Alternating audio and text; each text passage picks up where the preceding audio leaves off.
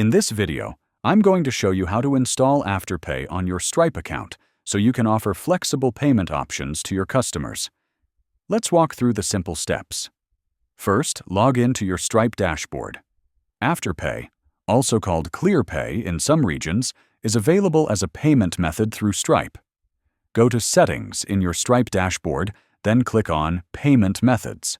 Scroll down the list to find Afterpay/ClearPay and toggle it on to enable.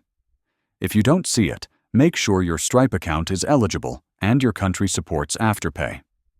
After enabling, make sure your website or app's checkout integration supports Afterpay through Stripe.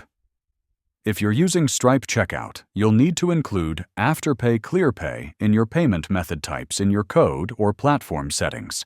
If you're using platforms like WooCommerce, Shopify, or others, check their Stripe plugins to ensure Afterpay is enabled there too.